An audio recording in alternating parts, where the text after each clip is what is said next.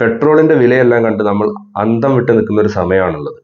പെട്രോളിന്റെയും ഡീസലിന്റെയും ഒക്കെ വില അതിന്റെ പരമാവധിയിൽ എത്തി നിൽക്കുകയാണ്. എന്നാൽ നമ്മുടെ വാഹനങ്ങൾക്ക് E20 പെട്രോളൊക്കെ വന്ന സമയത്ത് മൈലേജ് വളരെയധികം കുറയുകയും ചെയ്തു. നമുക്ക് എങ്ങനെ ഒരു വാഹനം അതിന്റെ പരമാവധി മൈലേജ് കിട്ടുന്ന തരത്തിൽ ഓടിക്കാം എന്നുള്ളതാണ് ഇന്നത്തെ വീഡിയോയിൽ നമ്മൾ നോക്കാൻ പോകുന്നത്.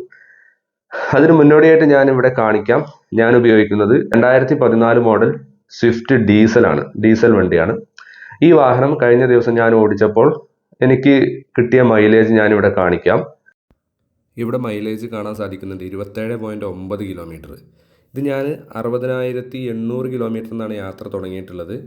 അപ്പോൾ ഏകദേശം ഒരു 84 കിലോമീറ്റർ ഓടി. അതിലൊരു 40 കിലോമീറ്റർ ഓടിയത് ലോക്കൽ റോഡിലാണ്, അതായത് കുണ്ടും കുഴിയും പിന്നെ ബ്ലോക്കൊക്കെ ഉള്ള റോഡിലാണ്.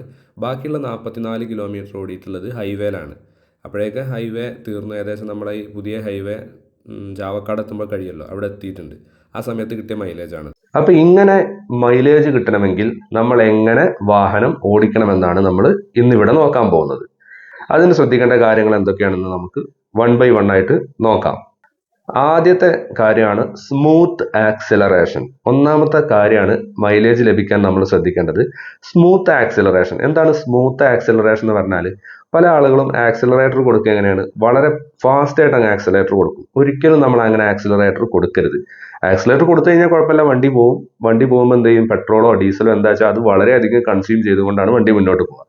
പക്ഷേ സ്മൂത്ത് ആയിട്ട് കൊടുക്കുക. നമ്മൾ സ്പീഡ് കയറാണ്, ഇപ്പം നമ്മൾ ഒരു സ്ഥലത്ത് നിർത്തിയിട്ട് വണ്ടി മുന്നോട്ട് എടുക്കുന്ന സമയത്ത് അവിടുന്ന് നമ്മൾ സ്പീഡ് കയറേണ്ടത് ഫസ്റ്റ് സീറോയിലായിരിക്കുമല്ലോ. 0 നേരെ 5, 10, 12, 20, 22, 25, 30, 35, 40, 45, 50 ഇങ്ങനെ കയറി പോവുക. ഇതാണ് സ്മൂത്ത് ആയിട്ടുള്ള ഒരു ആക്സിലറേഷന്റെ രീതിയിൽ സ്പീഡ് കയറുക.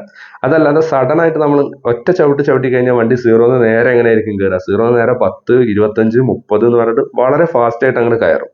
അങ്ങനെ എടുക്കുന്ന സമയത്ത് ഇപ്പോൾ വണ്ടീന്റെ പുറകിൽ നിൽക്കുന്ന ഡീസൽ വണ്ടിയൊക്കെ ആണെങ്കിൽ കറുത്ത പുകയൊക്കെ പുറത്തേക്ക് വരും വളരെ ഫാസ്റ്റ് ആയിട്ട് ആക്സിലറേറ്റർ കൊടുക്കുന്ന സമയത്ത്. അതായത് കംപ്ലീറ്റ് ആയിട്ട് കമ്പസ്റ്റൻ നടക്കുന്നില്ല, അതുകൊണ്ട് അതിന്റെ ഭാഗമായിട്ടാണ് ഇങ്ങനെ പുറത്തേക്ക് പുകയൊക്കെ വരുന്നത്.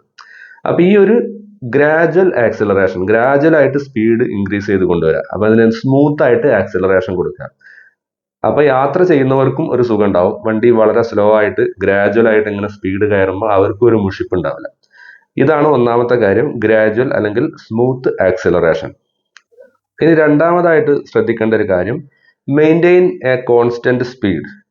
ഒരു കോൺസ്റ്റന്റ് സ്പീഡ് എന്ന് പറഞ്ഞു കഴിഞ്ഞാൽ ഒരു സ്പീഡ് മെയിൻറ്റെയിൻ ചെയ്ത് പോകാമെന്ന് നമ്മൾ പറയും. ഇപ്പൊ ഒരു ഉദാഹരണത്തിന് നമ്മളിപ്പോ ഒരു വണ്ടി, ഉന്തുവണ്ടി, നമ്മളെ സാധനമൊക്കെ കയറ്റുന്ന വീൽ ബാരോ അല്ലെങ്കിൽ ഉന്തുവണ്ടി എന്ന് പറയുന്ന സാധനം ഉണ്ടല്ലോ, അതിൽ നമ്മൾ കുറച്ച് ലോഡ് കയറ്റിയിട്ട് ഒരു 5 കല്ല് അതിൽ വെച്ചു, മെഷീൻ കല്ല് വെച്ചിട്ട് അത് ഉന്തി കൊണ്ടുപോവാണ്. നമുക്കത് ഉന്തി തുടങ്ങുന്ന സമയത്ത് കുറച്ച് കൂടുതൽ പവർ നമ്മൾ അതിന് കൊടുക്കേണ്ടി വരും, കൂടുതൽ എഫർട്ട് എടുക്കേണ്ടി വരും. അത് മൂവ് ചെയ്ത് കഴിഞ്ഞാൽ പിന്നെ ഒരു പർട്ടിക്കുലർ സ്പീഡിൽ നമുക്ക് മെയിൻറ്റെയിൻ ചെയ്ത് പോകാനായിട്ട് നമ്മൾ കൂടുതൽ പണിയൊന്നും എടുക്കേണ്ട ആവശ്യമില്ല. വെറുതെ സപ്പോർട്ട് ചെയ്ത് നമ്മൾ പതുക്കെ അങ്ങനെ നടന്നാൽ മതി, അതങ്ങനെ നീങ്ങിക്കോളും. അതിൽ കുറച്ചും കൂടെ സ്പീഡ് കൂട്ടണം എന്നുണ്ടെങ്കിൽ നമ്മൾ ഒന്നും കൂടി എഫർട്ട് എടുക്കേണ്ട ആവശ്യമുണ്ട്, അല്ലേ? അതുപോലെ തന്നെയാണ് വണ്ടീന്റെ കാര്യം. നമ്മളൊരു കോൺസ്റ്റന്റ് സ്പീഡ് മെയിൻറ്റെയിൻ ചെയ്ത് പോയി കഴിഞ്ഞാൽ വളരെ കുറഞ്ഞ ഫ്യൂവൽ കൺസംഷനിൽ നമുക്ക് ആ വാഹനം അങ്ങനെ കൊണ്ടുപോകാൻ പറ്റും. അപ്പൊ അതിന് മൈലേജ് കിട്ടുന്ന ഒരു സ്പീഡ് ഉണ്ട്. ഇപ്പൊ കാറിന്റെ ഒക്കെ കാര്യം എടുക്കുകയാണെന്നുണ്ടെങ്കിൽ എക്കണോമിക് സ്പീഡ് എന്ന് പറഞ്ഞാൽ ഒരു 50 km/h മുതൽ 80 km/h ആണ്. അതായത് 50ന്റെയും 80ന്റെയും ഇടയിൽ സ്പീഡ് നമ്മൾ മെയിൻറ്റെയിൻ ചെയ്യുകയാണെന്നുണ്ടെങ്കിൽ അതൊരു എക്കണോമിക് സ്പീഡ് എന്ന് പറയാൻ പറ്റും. അപ്പൊ നമുക്കൊരു 80 സ്പീഡ് എന്ന് പറഞ്ഞാൽ നല്ല സ്പീഡാണ്, അത്യാവശ്യം നല്ല സ്പീഡ് തന്നെയാണ്. നമ്മുടെ സാധാരണ റോഡിലൂടെ ഒന്നും 80ൽ നമുക്ക് അങ്ങനെ ഫുൾ ടൈം പോകാൻ പറ്റില്ല, അത് നല്ലൊരു സ്പീഡാണ്. ഹൈവേയിൽ 80ൽ പോകാന്ന് പറഞ്ഞാൽ മാന്യമായ ഒരു സ്പീഡാണ്. നമുക്ക് വണ്ടി കൺട്രോൾ ചെയ്യാനും പറ്റും, എപ്പോൾ വേണമെങ്കിലും നിർത്താൻ പറ്റും. അത്തരത്തിലുള്ള ഒരു സ്പീഡാണ് 50 to 80. അതാണ് ഏറ്റവും എക്കണോമിക് ആയിട്ടുള്ള സ്പീഡ്.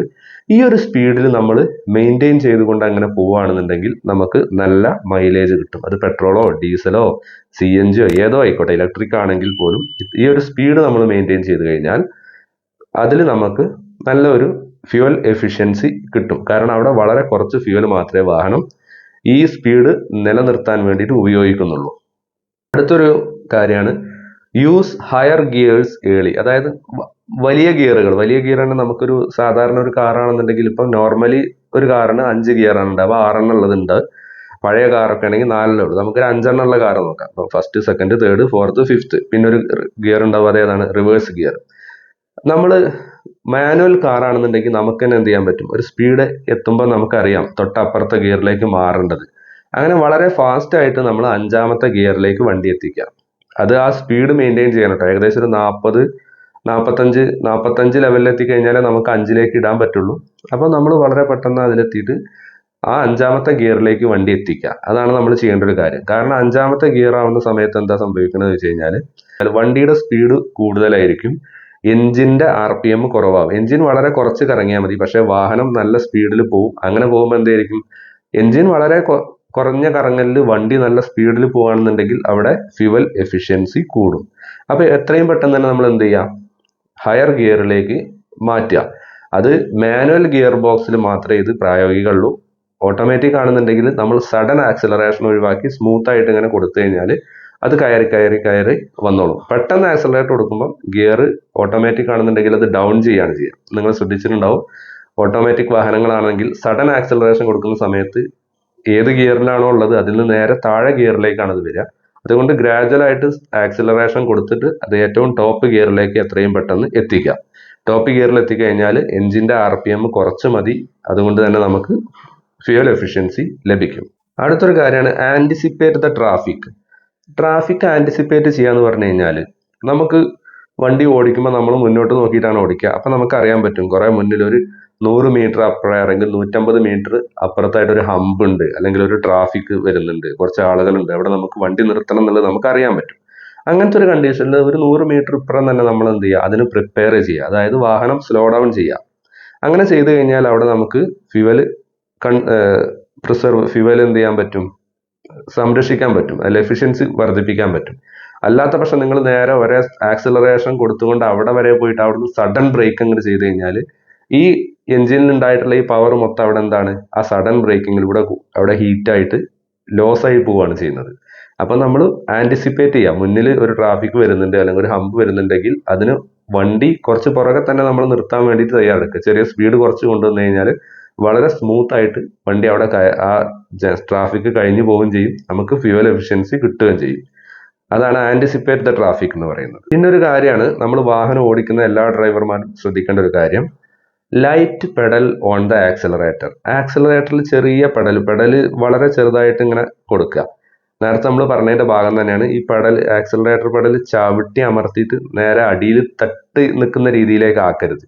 ഇപ്പൊ ചില ആളുകളൊക്കെ ചെയ്യുന്ന ഒരു അബദ്ധം ഞാൻ പറഞ്ഞുതരാം. ഇപ്പൊ ഒരു കയറ്റം കയറുന്ന സമയത്ത് വണ്ടി 3rd ഗിയറിലായിരിക്കും ചിലപ്പോൾ താഴേന്ന് വന്നിട്ടുണ്ടാവുക. അപ്പൊ ഈ 3rd ഗിയറിൽ തന്നെ ഈ വാഹനം കയറാൻ വേണ്ടിയിട്ട് എന്ത് ചെയ്യും, ആക്സിലറേറ്റർ ചവിട്ടി അമർത്തി അവിടെ നിലത്ത് മുട്ടിയിട്ട് പിന്നെ അതിന്റെ മുകളിൽ ചവിട്ടി കയറി നിൽക്കും. എന്നിട്ട് അങ്ങനെ നിൽക്കും. അപ്പൊ വണ്ടി വളരെ കഷ്ടപ്പെട്ട് സ്ലോ ആയിട്ട് ഇങ്ങനെയോ മുക്കി അതങ്ങ് കയറിപ്പോവും. ഈ ഒരു അവസ്ഥ ചെയ്യാൻ പാടില്ല. നമ്മൾ അവിടെ ആക്സിലറേറ്റർ ഫുള്ള് കൊടുക്കുക എന്ന് പറഞ്ഞാൽ അതിന്റെ അർത്ഥം എന്താ, ഫ്യൂവല് പൂർണ്ണമായിട്ടും തുറന്നു വിടല്ലേ ചെയ്യുന്നത്. അപ്പം ഫ്യൂവല് വളരെ വലിയ രീതിയിൽ അവിടെ കത്തും ചെയ്യും, എന്നാൽ വാഹനം മുന്നോട്ട് പോകാനുള്ള ഒരു ടോർക്ക് അവിടെ കിട്ടൂല. അത്തരം സമയത്ത് നമ്മൾ നേരെ ഗിയർ ഒന്ന് ഡൗൺ ചെയ്ത് കഴിഞ്ഞാൽ ചെറിയ ആക്സലറേഷനിൽ തന്നെ വണ്ടി സുഖമായിട്ട് കയറിപ്പോയിക്കോളും. അതൊരു കാര്യം. പിന്നെ പോകുന്ന സമയത്തും നേരത്തെ പറഞ്ഞ രീതിയിൽ ഒരു കോൺസ്റ്റന്റ് സ്പീഡ് നമ്മൾ മെയിൻറ്റെയിൻ ചെയ്യുമ്പം വളരെ ചെറിയൊരു ആക്സലറേഷൻ കൊടുത്താൽ മതി. എന്നാൽ തന്നെ ആ സ്പീഡിൽ നമുക്ക് തന്നെ അത്ഭുതം ഉണ്ടാവും. വണ്ടി ചിലപ്പോൾ 80 സ്പീഡിലൊക്കെ പോകുന്നത്, പക്ഷെ നിങ്ങളെ ആക്സലറേറ്റർ ഒരു വിരലുകൊണ്ട് ജസ്റ്റ് ഒന്ന് ചെറുതായിട്ടൊന്ന് ചവിട്ടി കൊടുക്കുമ്പോൾ തന്നെ വണ്ടി അങ്ങനെ പോയിക്കൊണ്ടേയിരിക്കും. പക്ഷെ ഒരു മോശം റോഡിൽ നമ്മൾ അങ്ങനെ ചവിട്ടി കഴിഞ്ഞാൽ വണ്ടി പോകില്ല. അതാണ് ഒരു ലൈറ്റ് പെഡലിന്റെ ഒരു വ്യത്യാസം. നമ്മൾ നല്ല റോഡിൽ എത്തിക്കഴിഞ്ഞാൽ ലൈറ്റ് പെഡലിങ്, വളരെ സ്മൂത്ത് ചെറിയൊരു പെഡൽ ആക്സലറേഷൻ കൊടുക്കുക, എന്നാൽ നമുക്ക് നല്ല മൈലേജ്, കുറച്ച് ഫ്യൂവലേ എടുക്കുള്ളൂ, പക്ഷെ നല്ല മൈലേജും നമുക്ക് ലഭിക്കും. പിന്നെ കയറ്റത്തിലൊക്കെ ഈ പറഞ്ഞ രീതിയിൽ നമുക്ക് ആ കയറ്റം കയറാൻ ആവശ്യമുള്ള ഗിയറിലേക്ക് വണ്ടി ഷിഫ്റ്റ് ചെയ്ത് കൊടുക്കുക, അതിന്റെ ശേഷം വണ്ടി കയറ്റുക. അല്ലാതെ തൊട്ട് മുകളിലെ ഗിയറിൽ ഇട്ടിട്ട് ഓവർ പെഡലിങ് കൊടുത്തതുകൊണ്ട് നമുക്ക് ഫ്യൂവൽ എഫിഷ്യൻസി അല്ല, അവിടെ ഫ്യൂവൽ കൂടുതൽ ബേൺ ചെയ്യാണ് ചെയ്യുക. പിന്നെ ടയർ പ്രഷർ, പ്രോപ്പർ ആയിട്ടുള്ള ടയർ പ്രഷർ മെയിൻറ്റെയിൻ ചെയ്യുക. ഇപ്പോൾ ഓരോ കമ്പനികളും പറഞ്ഞിട്ടുണ്ടാവും ആ വണ്ടിക്ക് എത്രയാണ് ടയർ പ്രഷർ വേണ്ടതെന്ന്. എത്ര PSI എന്നാണ് പറയുക, അല്ല PSI എന്നാണ് പറയുക. ഒരു PSI പ്രഷറിന്റെ നമ്മൾ ടയർ പ്രഷർ PSIയിലാണ് കമ്പനികൾ ടയറിന്റെ മുകളിൽ മാർക്ക് ചെയ്തിട്ടുണ്ടാവുക. അത്രയും PSI തന്നെ എന്ത് ചെയ്യാൻ പാടുള്ളൂ, നമ്മൾ വാഹനത്തിൽ നിറയ്ക്കുക. അതിൽ ഒരു പൊടിയൊക്കെ ചിലപ്പം ഒരു പോയിന്റൊക്കെ കൂട്ടിയിടാറുണ്ട്, അത് കുഴപ്പമില്ല. പക്ഷെ ഒരിക്കലും അതിന്റെ താഴേക്ക് നമ്മൾ പോകാൻ പാടില്ല. താഴേക്ക് പോയി കഴിഞ്ഞാൽ എന്താ സംഭവിക്കുക, നമ്മൾ ടയറും റോഡും തമ്മിലുള്ള ഈ റെസിസ്റ്റൻസ് കൂടും. റോളിംഗ് റെസിസ്റ്റൻസ് എന്ന് പറയും. കൂടുതൽ ഭാഗം കോണ്ടാക്ട് ചെയ്തിട്ട് അവിടെ റെസിസ്റ്റൻസ് കൂടുതലായിട്ട് വരും. ആ സർഫസ് കോണ്ടാക്ട് കൂടുകയാണ് ചെയ്യുക. അതുകൊണ്ട് തന്നെ റോളിംഗ് റെസിസ്റ്റൻസ് കൂടും. ഈ വണ്ടിക്ക് കൂടുതൽ പവർ നീക്കാൻ വേണ്ടിയിട്ട് കൊടുക്കേണ്ടതായിട്ട് വരും. അതിന്റെ ഭാഗമായിട്ട് കൂടുതൽ ഇന്ധനം കത്തും, മൈലേജ് കുറയും. അപ്പം നമ്മൾ എല്ലായ്പ്പോഴും ടയർ പ്രഷർ മെയിൻറ്റെയിൻ ചെയ്യുക. ഒരു 2 ആഴ്ച കൂടുമ്പോൾ ഒക്കെ എന്ത് ചെയ്യാം, ടയർ പ്രഷർ ഒന്ന് ചെക്ക് ചെയ്യുക. എന്തായാലും എയർ നമ്മൾ എത്ര ഫില്ല് ചെയ്ത് വെച്ചാലും 2 ആഴ്ച കഴിയുമ്പോൾ കുറച്ച് 1-2 പോയിന്റ് കുറയും. ആ കുറയുന്നത് വീണ്ടും നമ്മൾ എന്ത് ചെയ്ത് കൊടുത്താൽ മതി, പെട്രോൾ പമ്പിലൊക്കെ പോകുമ്പോൾ എണ്ണ അടിക്കുന്ന സമയത്ത് അവിടെ തന്നെ ഉണ്ടാവും എയർ ഫില്ല് ചെയ്യാനുള്ള സൗകര്യങ്ങളുണ്ടാവും. അവിടെ നിന്ന് എയർ ഫില്ല് ചെയ്ത് കഴിഞ്ഞാൽ നമുക്ക് ആ കറക്റ്റ് ടയർ പ്രഷർ മെയിൻറ്റെയിൻ ചെയ്യാൻ പറ്റും. ആ കറക്റ്റ് ടയർ പ്രഷറിന്റെ കൂടുതലായിട്ട് നമ്മൾ നിറയ്ക്കാനും പാടില്ല. ഒരു പോയിന്റൊക്കെ കൂടുതൽ ഞാൻ നേരത്തെ പറഞ്ഞു. പക്ഷെ 5-10 പോയിന്റൊക്കെ കൂടുതൽ നമ്മൾ പ്രഷർ നിറച്ചു കഴിഞ്ഞാൽ എന്താ സംഭവിക്കുക, വാഹനം യാത്ര ചെയ്യാൻ ഒരു സുഖം ഉണ്ടാവില്ല. വണ്ടി ഇങ്ങനെ കുതിര ചാടണ മാതിരി ചാടിക്കൊണ്ടേയിരിക്കും.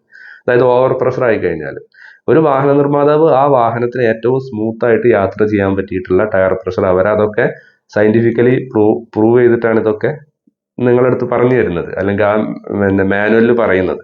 അത് തന്നെ ഫോളോ ചെയ്തിട്ട് നിങ്ങൾ വാഹനം ഓടിക്കുക.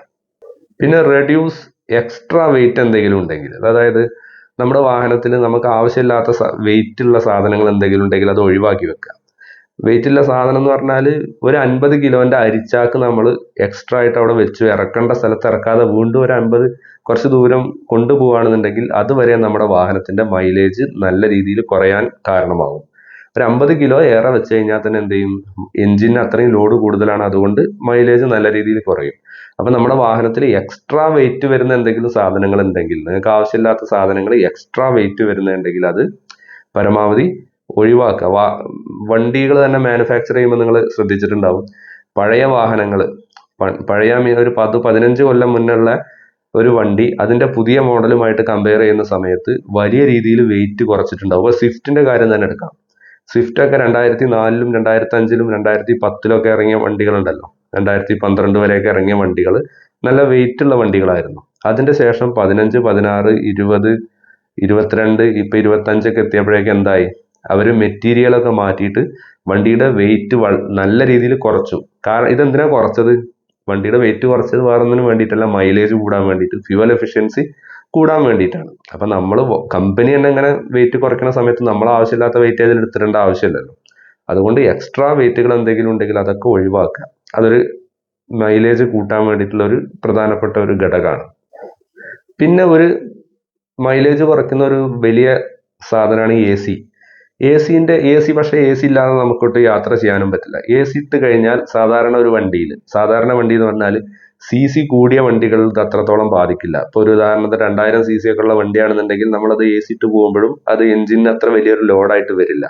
പക്ഷേ ഒരു 800 CC വണ്ടി, 1000 CC കാറൊക്കെയാണ് നിങ്ങൾ ഉപയോഗിക്കുന്നതെങ്കിൽ നിങ്ങൾക്കത് ഫീൽ ചെയ്തിട്ടുണ്ടാവും. നമ്മളിങ്ങനെ വണ്ടി ഓടിച്ചുകൊണ്ടിരിക്കുന്ന സമയത്ത് എ സിന്റെ ബട്ടൺ അങ്ങോട്ട് ഓൺ ആക്കുന്ന സമയത്ത് ബ്രേക്ക് പിടിച്ച മാതിരി വണ്ടിയുടെ സ്പീഡ് അങ്ങോട്ട് കുറയും. കാരണം ഈ കംപ്രസറിനെ കറക്കാൻ വേണ്ടിയിട്ട് എഞ്ചിന് ലോഡ്, അതായത് ഈ കംപ്രസറിന്റെ ലോഡ് കൂടെ എഞ്ചിനിലേക്ക് വരികയാണ്. ആ സമയത്ത് കംപ്രസറിനെ കടക്കാൻ വേണ്ടിയിട്ട് എഞ്ചിന് കുറച്ച് പവർ എടുക്കേണ്ടതായിട്ട് വരും. അതുകൊണ്ട് നമ്മൾ ആ പവർ കുറയുന്നതാണ് നമുക്ക് ആ സ്പീഡ് കുറയുന്നത്, അല്ലെങ്കിൽ ബ്രേക്ക് ചവിട്ടിയ പോലെ ഫീൽ ചെയ്യുന്നത്. അപ്പം നമ്മൾ മനസ്സിലാക്കണം, അവിടെ ഒരു എക്സ്ട്രാ ലോഡ് കൂടെ എഞ്ചിന് വന്നു. അപ്പൊ അതുകൊണ്ട് തന്നെ എന്ത് ചെയ്യും, മൈലേജ് കുറയും. ഒരു 10 മുതൽ 20% വരെ എ സി ഉപയോഗിച്ച് കഴിഞ്ഞാൽ മൈലേജ് കുറയും എന്നാണ് പറയുക. ഒരു 20 കിലോമീറ്റർ മൈലേജ് കിട്ടുന്ന വണ്ടിയാണെന്നുണ്ടെങ്കിൽ ഏകദേശം അതിന്റെ മൈലേജ് എത്രയായിരിക്കും, ഒരു 18ലേക്ക് എ സി ഇടുന്ന സമയത്ത് കുറയും. പക്ഷെ നമുക്ക് എ സി ഇടാണ്ടിരിക്കാനും പറ്റില്ല.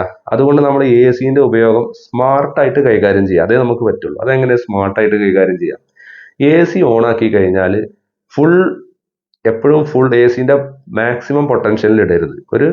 നമുക്ക് ആവശ്യമുള്ള ഒരു പൊട്ടൻഷ്യലിലേക്ക്, അത് നമുക്ക് ആവശ്യമുള്ള ഒരു റേഞ്ചിലേക്ക് എന്ത് ചെയ്യുക, എ സിനെ ഇട്ട് വെക്കുക.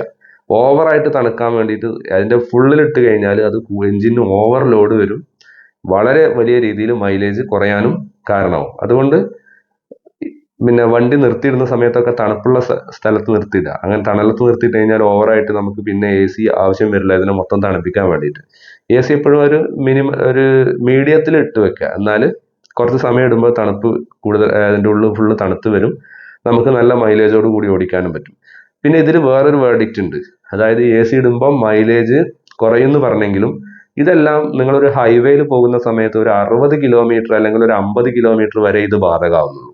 ഒരു 50 കിലോമീറ്ററിന്റെ മുകളിൽ അല്ലെങ്കിൽ ഒരു 60 കിലോമീറ്ററിന്റെ മുകളിൽ നിങ്ങൾ വണ്ടി ഓടിച്ചുകൊണ്ടിരിക്കുന്ന സമയത്ത് നിങ്ങൾ AC ഒക്കെ ഓഫ് ആക്കിയിട്ട് ഈ ഗ്ലാസ് സൈഡ് വിൻഡോ ഒക്കെ താഴ്ത്തി പോയി കഴിഞ്ഞാൽ നിങ്ങൾക്ക് അതിലും വലിയ മൈലേജ് ഡ്രോപ്പാണ് വരാൻ പോകുന്നത്. കാരണം ഈ എയർ ഒക്കെ ഇതിന്റെ ഉള്ളിൽ കയറിയിട്ട് എയർ റെസിസ്റ്റൻസ് വലിയ രീതിയിൽ കൂടും.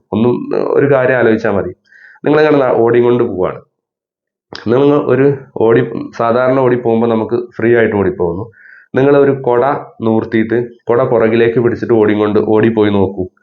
അപ്പൊ നമുക്ക് ആദ്യം ഓടി അതേ രീതിയിൽ ഓടാൻ പറ്റുമോ? വളരെ വലിയ എന്തോ ഒരു ലോഡ് നമ്മൾ ചുമക്കുന്ന രീതിയിൽ ഉണ്ടാവും അല്ലെ? എന്തോ ഒന്ന് നമ്മളെ പുറകോട്ട് വലിക്കും. അത് തന്നെയാണ് നിങ്ങൾ ഗ്ലാസ് താത്തിയിട്ട് ഒരു 60 സ്പീഡിലൊക്കെ പോകുന്ന സമയത്ത് നടക്കാൻ പോകുന്നത്. ഒരു 50ന് മുകളിൽ പോയി കഴിഞ്ഞാൽ അതാ നടക്കുക. ഈ എയർ ഒക്കെ കയറിയിട്ട് വണ്ടീൻ്റെ ഉള്ളിൽ നിന്ന് അതിനെ പുറകോട്ട് വലിക്കുന്ന ഒരു ഫീല് വരും. അപ്പൊ ഇതിനും കൂടെ നമ്മൾ എഞ്ചിൻ എന്ത് ചെയ്യേണ്ടി വരും? ഓവർകം ചെയ്യേണ്ടി വരും. ആ ഒരു സമയത്ത് എയർ റെസിസ്റ്റൻസ് കുറയ്ക്കാൻ ഏറ്റവും നല്ലത് എന്തിനാണ്? എല്ലാ ഗ്ലാസും ഉയർത്തുക, AC ഉപയോഗിച്ചാലും നിങ്ങളെ മൈലേജ് വലിയ രീതിയിൽ പിന്നെ ബാധിക്കാൻ പോകുന്നില്ല. ഒരു 60ന്റെ മുകളിലാകുമ്പോൾ ഏറ്റവും സേഫ് ആയിട്ട് നമുക്ക് നല്ല മൈലേജോട് കൂടി തന്നെ AC ഉപയോഗിച്ച് പോകാൻ പറ്റും. പിന്നെ ലോങ് ഐഡലിംഗ് എന്ന് പറഞ്ഞ സംഭവം ഉണ്ടല്ലോ. അതായത് വണ്ടി മൂവ് ചെയ്യാത്തപ്പോൾ ചില ആളുകളൊക്കെ വെറുതെ ഇങ്ങനെ സ്റ്റാർട്ടാക്കി ഇടും. ട്രാഫിക്കിൽ ഒരു സിഗ്നലിൽ 2 മിനിറ്റ് ഉണ്ടാവും. ആ 2 മിനിറ്റ് നമ്മൾ വണ്ടി സ്റ്റാർട്ടിങ്ങിൽ ഇട്ട് കഴിഞ്ഞാൽ ശരിക്കും അതുകൊണ്ട് നമുക്കൊരു കാര്യമില്ല. ഐഡലിംഗ് എന്ന് പറഞ്ഞാൽ എഞ്ചിൻ വർക്ക് ചെയ്യുന്നു. എഞ്ചിൻ വർക്ക് ചെയ്യാനായിട്ട് ഫ്യുവൽ എടുക്കുന്നു, ഫ്യുവൽ കൺസ്യൂം ചെയ്യുന്നു. പക്ഷെ ആ സമയത്ത് നമുക്ക് മൈലേജ് കിട്ടുന്നുണ്ടോ? മൈലേജ് കിട്ടണം എന്നുണ്ടെങ്കിൽ വണ്ടി എന്ത് ചെയ്യണം? വണ്ടി മൂവ് ചെയ്യണം. ആ സമയത്ത് മൂവ് ചെയ്യുന്നില്ലല്ലോ, വണ്ടി വെറുതെ അവിടെ കിടക്കല്ലേ. അപ്പൊ നമുക്ക് നഷ്ടമാണ്. അതുകൊണ്ട് 2 മിനിറ്റ് 1 മിനിറ്റിലേറെ ഒക്കെ ഉണ്ടെന്നുണ്ടെങ്കിൽ എന്ത് ചെയ്യുക? വണ്ടി ഓഫ് ചെയ്യുക, പോകാൻ നേരത്തെ വീണ്ടും സ്റ്റാർട്ടാക്കിയിട്ട് പോവുക. അത് നമുക്ക് ഫ്യൂവൽ കൺസ്യൂം ചെയ്യാനുള്ള ഫ്യൂവൽ കൺസപ്ഷൻ കുറയ്ക്കാനുള്ള ഒരു മെത്തേഡാണ്. പിന്നെ നേരത്തെ പറഞ്ഞതിന്റെ ഭാഗം തന്നെ നമ്മൾ വണ്ടി സ്റ്റാർട്ടാക്കി കഴിഞ്ഞാൽ സ്മൂത്ത് ആയിട്ട് എടുക്കുക. ഇപ്പൊ രാവിലെ എടുക്കുന്ന സമയത്ത് പഴയ വണ്ടികളൊക്കെ ആണെന്നുണ്ടെങ്കിൽ വണ്ടി സ്റ്റാർട്ടാക്കിയിട്ട് ഒരു 2 മിനിറ്റ് ഒക്കെ ചൂടാവാൻ വേണ്ടിയിട്ട് നിർത്തിയിടും. ഇപ്പോഴത്തെ വാഹനങ്ങൾക്ക് അതിൻ്റെ ഒന്നും ആവശ്യമില്ല. സ്റ്റാർട്ടായി കഴിഞ്ഞാൽ ഒരു 10 സെക്കൻഡ്, ഒരു 15 സെക്കൻഡ് കഴിഞ്ഞാൽ തന്നെ നമുക്ക് എന്ത് ചെയ്യാൻ പറ്റും? വണ്ടി എടുത്തിട്ട് പോകാൻ പറ്റും. സ്റ്റാർട്ടാക്കി ഉടൻ തന്നെ വണ്ടി എടുക്കുന്നത് നല്ലതല്ല. ഒരു 15 സെക്കൻഡെങ്കിലും നമ്മൾ രാവിലെ ഫസ്റ്റ് സ്റ്റാർട്ടിങ്ങിൽ സ്റ്റാർട്ട് ചെയ്തിടുക. കാരണം ഈ എല്ലാ സ്ഥലത്തും ഓയിലൊക്കെ എത്തിയിട്ട് ആ ലൂബ്രിക്കേഷനൊക്കെ കറക്റ്റ് ആയിട്ടൊന്ന് നടക്കാൻ വേണ്ടിയിട്ടാണ്. അതിന്റെ ശേഷം നമ്മൾ ലോഡ് കൊടുക്കുന്നതാണ് നന്നാവുക. ഏകദേശം ഒരു 15 സെക്കൻഡ് വെയിറ്റ് ചെയ്യുക. എന്നിട്ട് നേരെ ഫസ്റ്റ് എടുക്കുമ്പോൾ തന്നെ ഹൈ ആക്സലറേഷൻ ഒന്നും വേണ്ട, സ്മൂത്ത് ആയിട്ട് വണ്ടി എടുത്ത് പോവുക. നേരത്തെ പറഞ്ഞല്ലോ, ഗ്രാജുവൽ ആയിട്ട് പതുക്കെ ക്ലച്ചിൽ നിന്ന് കാലെടുത്ത് കഴിഞ്ഞാൽ തന്നെ വണ്ടി നീങ്ങിക്കോളും. അങ്ങനെ ഒന്ന് മൂവ് ചെയ്തിട്ട് ആക്സലറേറ്റർ കൊടുത്ത് പോവുക. അതാണ് വണ്ടി ഫസ്റ്റ് എടുത്തു കഴിഞ്ഞാൽ നമ്മൾ രാവിലെ എടുക്കുമ്പോൾ ശ്രദ്ധിക്കേണ്ട ഒരു കാര്യം. പിന്നെ ചില വണ്ടികളിൽ എന്തുണ്ടായിരിക്കും? ക്രൂസ് കൺട്രോൾ ഉണ്ടായിരിക്കും. ക്രൂസ് കൺട്രോൾ ഉള്ള വണ്ടിയാണെന്നുണ്ടെങ്കിൽ നിങ്ങൾക്ക് പറ്റിയ ഒരു നല്ല റോഡ് കിട്ടി, നല്ല ഹൈവേ ആണ്, 1 വേ ഉള്ള ഒരു ഹൈവേയിൽ കയറി കഴിഞ്ഞാൽ നിങ്ങൾക്ക് വേണമെന്നുണ്ടെങ്കിൽ ക്രൂസ് കൺട്രോൾ ഉപയോഗിക്കാം. ക്രൂസ് കൺട്രോൾ ഉപയോഗിച്ച് കഴിഞ്ഞാലും നമുക്ക് മൈലേജ് നല്ല രീതിയിൽ കൂടും. നേരത്തെ നമ്മൾ പറഞ്ഞ ഒരു ലൈറ്റ് പെഡൽ, ഒരു 60 കിലോമീറ്റർ സ്പീഡിൽ എത്തി കഴിഞ്ഞാൽ ലൈറ്റ് പെഡൽ മതി പറഞ്ഞില്ലേ? അപ്പൊ നമ്മൾ ക്രൂസ് കൺട്രോൾ ഓൺ ചെയ്ത് കഴിഞ്ഞാൽ വണ്ടി നിങ്ങൾ ഒരു 70 km/h ക്രൂസ് കൺട്രോൾ സെറ്റ് ചെയ്തു.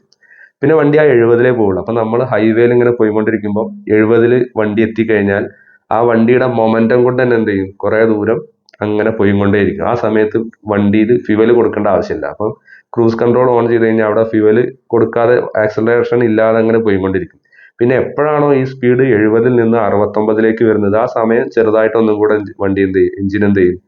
ഒന്ന് പവർ എടുത്തിട്ട് ഒന്നും കൂടെ മൂവ് ചെയ്യും. അങ്ങനെ ആ 70-ൽ ഇങ്ങനെ കീപ്പ് ചെയ്തുകൊണ്ടിരിക്കും. അപ്പൊ നല്ലൊരു റോഡാണെന്നുണ്ടെങ്കിൽ പല സമയത്തും ഐഡലിംഗ് എന്നുള്ള കണ്ടീഷനിൽ എത്രത്തോളം ഫ്യൂവൽ ആണോ എടുക്കുന്നത് ആ ഒരു ലെവലിൽ വണ്ടി പോയിക്കൊണ്ടേയിരിക്കും. അപ്പം വളരെ നല്ല മൈലേജ് തന്നെ നമുക്ക് ആ ഒരു കണ്ടീഷനിൽ കിട്ടും. ഇത് ക്രൂസ് കൺട്രോൾ ഉള്ള വണ്ടിയിലാണ് പറഞ്ഞത്. എല്ലാ വണ്ടിയിലും അത് ഉണ്ടാവില്ലല്ലോ. അത് നല്ല ഹൈ ടോപ്പ് എൻഡ് മോഡലുകളിലൊക്കെ ഉണ്ടാവുള്ളൂ. അതില്ലെങ്കിൽ നമ്മൾ നേരത്തെ പറഞ്ഞ രീതിയിൽ ലൈറ്റ് പെഡൽ കൊടുത്തുകൊണ്ട് തന്നെ നമുക്ക് ഈ രീതിയിൽ വാഹനം ഓടിച്ച് നല്ലൊരു റേഞ്ച് ഉണ്ടാക്കാൻ പറ്റും, നല്ലൊരു മൈലേജ് ഉണ്ടാക്കാൻ പറ്റും. ഇത്രയും കാര്യങ്ങളൊക്കെ ശ്രദ്ധിച്ചു കഴിഞ്ഞാൽ നല്ലൊരു മൈലേജ് നിങ്ങൾക്ക് എന്തായാലും നിങ്ങളുടെ വാഹനത്തിന് കിട്ടും. അതിലിപ്പോൾ ഒരു കമ്പനി പറയുന്ന മൈലേജ് കിട്ടില്ലെങ്കിലും, കമ്പനി പറയുന്ന മൈലേജ് എന്ന് പറഞ്ഞാൽ അത് ഐഡിയൽ കണ്ടീഷനാണ്. ആ വണ്ടി നല്ലൊരു റോഡിന് മാത്രം ഒരു നിശ്ചിത ലോഡ് വെച്ചുകൊണ്ട് ഒരു പർട്ടിക്കുലർ സ്പീഡിൽ പോയിക്കൊണ്ടിരിക്കുക, അത് നമുക്ക് കിട്ടില്ല ഒരിക്കലും. പക്ഷെ എന്നാലും അതിനോട് അടുത്തുള്ള നല്ലൊരു മൈലേജ് നമുക്ക് ഈ പറഞ്ഞ കാര്യങ്ങളൊക്കെ ശ്രദ്ധിച്ചു കഴിഞ്ഞാൽ ലഭിച്ചു കൊണ്ടുപോകാൻ പറ്റും, കിട്ടാൻ സാധിക്കും, അല്ലെങ്കിൽ അത് നേടിയെടുക്കാൻ സാധിക്കും. എല്ലാവരും ഈ പറഞ്ഞ രീതിയിലൊക്കെ ഒന്ന് വണ്ടി ഓടിക്കുക, നിങ്ങൾക്ക് നല്ല മൈലേജ് കിട്ടും. നിങ്ങളുടെ വാഹനത്തിന് കിട്ടിയിട്ടുള്ള ഏറ്റവും വലിയ മൈലേജ് എത്രയാണെന്നുള്ളത് ഒന്ന് താഴെ കമന്റ് ചെയ്യൂ. ഈ വീഡിയോ ഇഷ്ടപ്പെട്ടാൽ ലൈക്ക് ചെയ്യുക, ഒന്ന് സബ്സ്ക്രൈബ് ചെയ്യുക.